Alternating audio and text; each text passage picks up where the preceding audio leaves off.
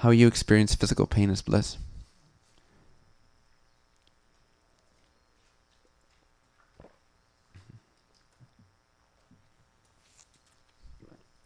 Same principle. So I become really clear. I become really clear on, and this is a good example because in the past month or so, I've been 50-50 experiencing constant pain physically. So the same principle applies. You relax. And first you let that stream of definitions, stream of thoughts, stream of concepts pass through. Old definitions, conditioned interpretations of what it means. And one thing to realize when it comes to physical pain, and this applies to pretty much anything, but especially physical pain, what becomes really acutely noticeable, is that why it triggers this suffering, the psychological suffering, the closing down,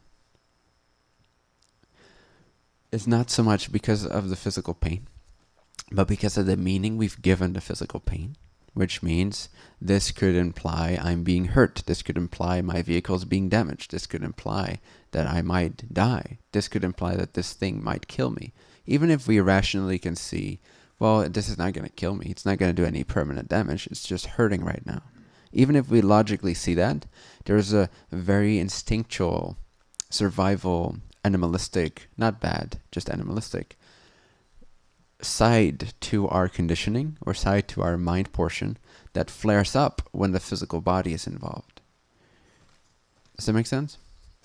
Because what gets triggered is this sense or this need for survival. And so oftentimes physical pain is immediately, no matter how light or simple it is, it's immediately equated to the fear of death. Very quickly that starts to rise. Even again, if logically you can see you just, bumped your toe into something and you're not going to die from it. Even if you see that mentally, like consciously, there's usually a portion to our consciousness which flares up instinctually and makes it a bigger deal than it is, makes it fear-based. So that's one thing to realize when you're dealing with physical pain, is to sort of start to see very clearly that the meanings you've given to the sensations is what causes the psychological suffering of it. It's not actually the physical pain that causes the psychological suffering. It's what we think it means. It's what we think it implies. Another one example is maybe you don't believe that it will kill you, but maybe you believe, oh, what if this continues forever and ever? In other words, it takes away my freedom. It will give me a lack of freedom. It will give me a lack of experiencing myself in a pleasurable, enjoyable way. It's another example. So just start seeing those ideas about the physical pain while you remain present to what is there. Just as an anchor point, you can use the pain. So stay present to the pain, like really enter it for a moment. I'm not saying to keep doing this forever, but for this purpose of exploring this and separating out your fear beliefs, stay with the physical sensation and really explore it. Like, what is it? Where is it? Can I find it? Really try to locate it in your consciousness. And the more you do it, the more it tends to actually soften. There may be a short period where it intensifies, but the more you actually enter into it and you can't find an exact location to it, except when you think about it. When you think about it, you can say, oh yeah, it's in my whatever, it's in my right leg. But when you actually enter it, you can't find the right leg and you can't say for sure where it is. So the more profoundly you enter the pain sensation or appearance with your consciousness, the more the pain, location, density, physicality of it actually disappears, which can actually lead into the symptoms or the feeling of pain being diminished or even disappearing altogether, depending on what's relevant for you. So, but when you stay with that pain experience, when you really tune into that, then you'll see that there's reactions that come up. There's mental reactions. There's fears that come up, belief systems. So just observe these and see that they actually have nothing to do with the appearance, the sensation. The sensation and the fear beliefs are not the same thing. Those are your beliefs about what that pain could mean. And when you become really clear on that, and you can see that none of these beliefs actually apply to the actual thing, that none of them are true, essentially speaking, you can relax. And your psychological suffering of the physical pain will start to decrease, and even disappear. And your story of being a victim of it or complaining about it will disappear and disappear and disappear. Does that make sense? Does that answer your question? No. Okay. How to get to bliss from that? Okay, right. Well, that's one way into bliss. With the pain. Experiencing bliss. With or without the pain. It can be through the pain if the pain disappears. And don't insist that you should experience the bliss with the pain, right? But if it remains, then that's fine. So the bliss would come when you, it can either come through simply realizing the space itself, like realizing the spaciousness of your attention and your consciousness, the freedom of that, while you're observing the pain, and it being clear of those beliefs after you let them run through. So it clarifies itself. It's like a puddle of water that's not being touched for a while, not being stirred up. So the dirt settles to the bottom and the water becomes clear, right? Similarly, when you let all your beliefs about a certain appearance, and this can be any appearance, doesn't have to be physical pain. The same mechanism applies to any other scenario in your life.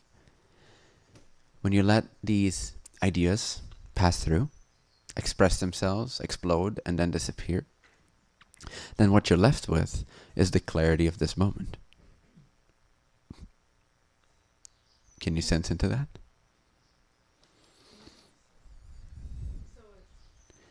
And then that clarity itself is bliss, because existence is clarity itself, it's space itself, it's bliss. So in that sense, you can tap into it. Another way to tap into it is to see or to confirm. Again, it's that sort of awesomeness idea that I spoke about yesterday, that superhero idea, that transcendence idea, that whenever something resembles to us, that we're actually doing profoundly well or good, or that we are make amazing progress or whatever, we tend to feel blissful.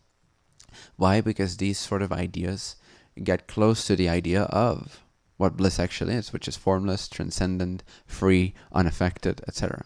So whenever we have an experience that confirms our unaffected nature, we tend to get a dose of that experience, of that bliss access.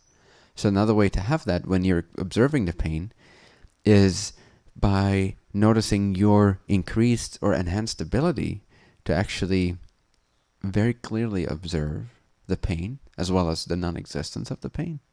Meaning that you can really find a location to it. You can really find what it is. So for your ability to go from, oh, I don't want to look at that, it's frightening, and it means that I'm being hurt and that I could die, and poor old me, to actually being able to hold a very clear, pristine consciousness with the sensation, and even enter the sensation and realize its emptiness, that's confirming of your transcendence. Does that make sense? That is like a little reward, like a little achievement.